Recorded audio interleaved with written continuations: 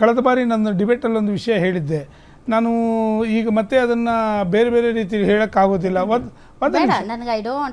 ನಿಮಿಷ ಇರಬೇಕು ನೀವು. ಒಂದು ನಿಮಿಷ ಕೆಲವು ಅವರು ಹೇಳಿರ್ತಕ್ಕಂಥ ಕೆಲವು ಭಾವನೆಗಳು ಈಗ ಒಂದು ನಿಮಿಷ ನೀವು ಹಂಗೆಲ್ಲ ತಿಳಿಸ್ಬೇಡಿ. ಇವೆಲ್ಲ ನಾನು ಒಪ್ಪಲ್ಲ. ಕೆಲವು ಜನ ನೋಡ್ತಿದ್ದಾರೆ ಅಂತಾನೆ ನಾನು ಮಾತಾಡೋದು. ದಯಮಾಡಿ ಒಂದು ಮಾತು ಹೇಳ್ತಿದ್ದೀನಿ ನೋಡಿ, ಒಂದು ನಿಮಿಷ ನೀವು ಈ ರೀತಿ ದಯವಿಟ್ಟು ಹಿಂಗಾದ್ರೆ ನಾವು ಮಾತಾಡಕ್ ಸಾಧ್ಯ ಇಲ್ಲ. ಜನಸಾಮಾನ್ಯರ ಭಾಷೆಯಲ್ಲೇ ನಾನು ಮಾತಾಡ್ತಾ ಇದ್ದೀನಿ. ಕೆಲವು ಅವರು ಅವಕಾಶ ಕೊಡಿ. ಅವರು ಹೇಳಿರ್ತಕ್ಕಂಥ ಭಾವನೆಗಳು ಏನಿದೆ ಆ ಭಾವನೆಗಳು ಜನಗಳಿಗೆ ಈಗ ಒಂದು ವ್ಯಕ್ತಿ ಮಾತಾಡ್ತಕ್ಕಂಥ ವಿಷಯನ ಕೋಟ್ಯಾಂತರ ಜನ ಚರ್ಚೆ ಮಾಡಿದ್ರು. ಹಾಗಾದ್ರೆ ಕೋಟ್ಯಾಂತರ ಜನ ದಡ್ರ ಹಾಗಾದ್ರೆ? ದಯವಿಟ್ಟು ಹೇಳಿ ನೀವು. ಕೋಟ್ಯಾಂತರ ಜನ ಈ ವಿಷಯದಲ್ಲಿ ಚರ್ಚೆ ಮಾಡಿದ್ರು, ಹಾಗಾದ್ರೆ ಕೋಟ್ಯಾಂತರ ಜನ ದಡ್ರ ಕ್ಲಾರಿಫಿಕೇಶನ್ ನಾನು ಹೇಳ್ತಾ ಒಬ್ಬ ಸಾಮಾನ್ಯ ಪ್ರಜೆಯಾಗಿ ಹೌದು ಖಂಡಿತ ಕೋಟ್ಯಾಂತರ ಜನ ಈ ವಿಷಯದ ಬಗ್ಗೆ ಚರ್ಚೆ ಮಾಡಿದ್ರು. ಒಂದು ನಿಮಿಷ ಆದ್ರೆ ನೀವು ಕ್ಲಾರಿಫಿಕೇಶನ್ ಎಲ್ಲಾದ್ರೂ ಕೊಟ್ಟವಳಿ ಅವರು. ನಾನು ನೋಡಿ ನೀವು ಆ ರೀತಿ ಎಲ್ಲ ಮಾತಾಡಬಾರ್ದು. ಕ್ಲಾರಿಫಿಕೇಶನ್ ಎಲ್ಲಾದ್ರೂ ಕೊಡ್ಲಿಲ್ಲ ಇವತ್ತಿನವರೆಗೂ. ಆಮೇಲೆ ನೀವೇನೋ ವೇಷಭೂಷಣ ಬಗ್ಗೆ ಮಾತಾಡಿದ್ರಿ. ಒಂದು ನಿಮಿಷ, ಯಾವುದೋ ನೀವು ವೇಷಭೂಷಣ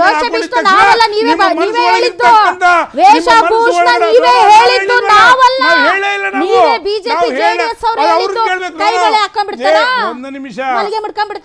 ಹೌದು ಇವತ್ತು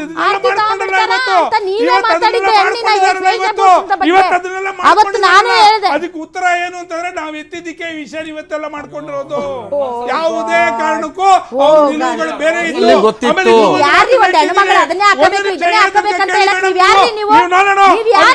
ಯಾರ್ರೀ ನೀವು? ಹೆಣ್ಮಗಳು ಹಿಂಗೆ ಇರ್ಬೇಕು, ಅದೇ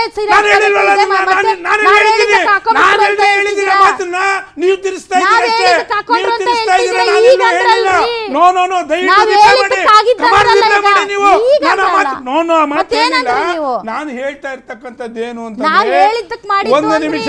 ಹಳೇದನ್ನ ಅವರು ಕ್ಲಾರಿಫಿಕೇಶನ್ ಕೊಟ್ಟಿಲ್ಲ, ನಾನು ಹೇಳಿಲ್ಲ. ಇವತ್ತು ನೀವು ತಿರ್ಸ್ತಾ ಇದ್ದೀರಾ ಕೆಲವು ವಿಚಾರಗಳನ್ನ. ದಯವಿಟ್ಟು ನಾನು ಹೇಳಿರ್ತಕ್ಕಂಥದ್ದು ಆ ಒಂದು ವೇಷಭೂಷಣ ಈಗಲೂ ಹೇಳ್ತಾ ಇದ್ದೀನಿ.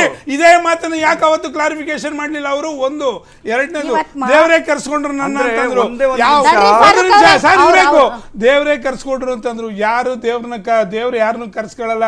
ನೀವು ದೇವ್ರ ಹತ್ರ ಹೋಗ್ಬೇಕು ದಯವಿಟ್ಟು.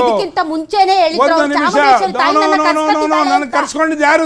ತಾಯಿ ಹೆಸರು ಹೇಳಿ ಕನ್ಸಲ್ ಕರ್ಸ್ಕೊಳ್ಳೋದಿಲ್ಲ ನಾವು. ನಮ್ಗೆ ಬೇಕಿದ್ರೆ ನಾವು ಹೋಗ್ಬೇಕು ತಾಯಿ ಹತ್ರ.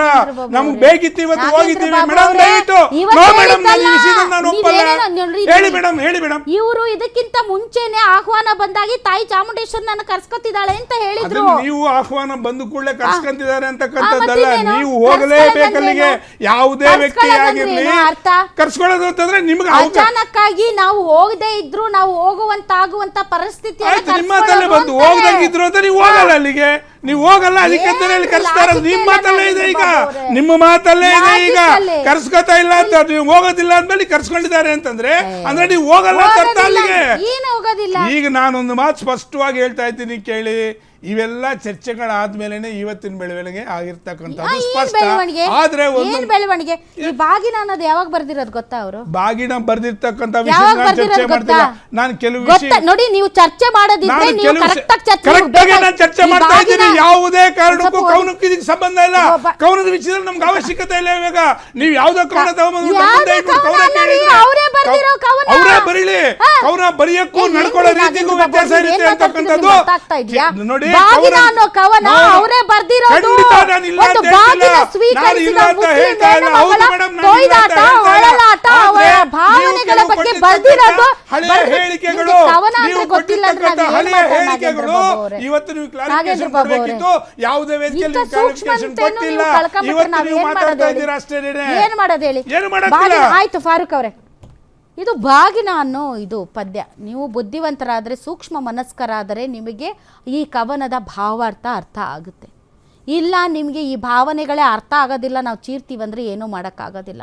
ಯಾಕೆ ಅಂದರೆ ಹೆಣ್ಮಗಳು ಒಬ್ಬ ಮುಸ್ಲಿಂ ಹೆಣ್ಮಗಳಾಗಲಿ, ಒಬ್ಬ ಕ್ರೈಸ್ತ ಹೆಣ್ಮಗಳಾಗಲಿ, ಒಬ್ಬ ಹಿಂದೂ ಹೆಣ್ಮಗಳಾಗಿ ಆಕೆ ಈ ಸಮಾಜದಲ್ಲಿರುವಂಥ ಕೆಲವು ಕಟ್ಟುಪಾಡುಗಳು, ಕೆಲವು ಸಂಪ್ರದಾಯಗಳು, ಕೆಲವು ಆಚಾರ ವಿಚಾರಗಳ ಒಂದು ಬಂಧನಕ್ಕೆ ಒಳಪಟ್ಟಂಥ ಸಂದರ್ಭದಲ್ಲಿ ಆಕೆಯ ತೊಳಲಾಟ ಹೇಗಿರುತ್ತೆ ಅಂತ ಅವರು ಬರೆದಿದ್ದಾರೆ. ನೋಡಿ ನೋಡಿ, ಸಾಬರ ಮಗಳು ಸಾಬರ ಸೊಸೆಗೆ ಜೀವ ತುಂಬಿಸಿದ ಹಸಿಮಣ್ಣಿನ ಬಾಗಿನ, ಜಯ ನಡೆಯವ್ವ ಹಬ್ಬಕ್ಕೆ, ಅರಿಶಿನದ ಎಲೆ ಕಡುಬು ಗಂಡನ ಮನೆಯ ಕಸೂತಿ ನೆರಿಗೆಗಳ ಸದಾ ಚಿಮ್ಮುತ್ತಿದ್ದರೂ ಎದೆಯಾಳದಲ್ಲಿ ಪಿಸುಗುಟ್ಟಿದ್ದು ಆ ಎಲೆ ಹಸಿರು ವಾತ್ಸಲ್ಯವನ್ನೆಯ್ದ ಸಾದಾ ಸೀರೆ, ಮಡಿಲಲ್ಲಿ ತುಂಬಿಸಿ ಕವುಚಿದ ಮೊರವ ಮರಳುವ ದಾರಿಯಲ್ಲಿ ನಿಂತು ಅರಳಿ ಮರವ ಕೇಳಿದ್ದೆ ಹೇಗೆ ಕೊಂಡೊಯ್ಯಲಿ ಇದನು, ತೆಗೆದುಕೊಂಡು ಹೋಗೋದಕ್ಕೆ ಆಕೆಗೆ ಆಸೆ. ಒಂದ್ ನಿಮಿಷ, ನಿಮ್ಗೆ ಕೇಳಿಲ್ಲ, ನಿಮ್ಗೆ ಮಾತಾಡ್ಸಿಲ್ಲ, ನೀವು ಮಾತಾಡ್ಕೂಡ್ದು ನೀವು ಮಾತಾಡ್ಕೂಡ್ದು. ಚಂದ್ರಶೇಖರ್ ಪ್ಲೀಸ್, ನಿಮ್ಗೆ ಕೇಳಿಲ್ಲ, ನಿಮ್ಗೆ ಕೇಳಿಲ್ಲ, ಹಾಕ್ತೀನಿ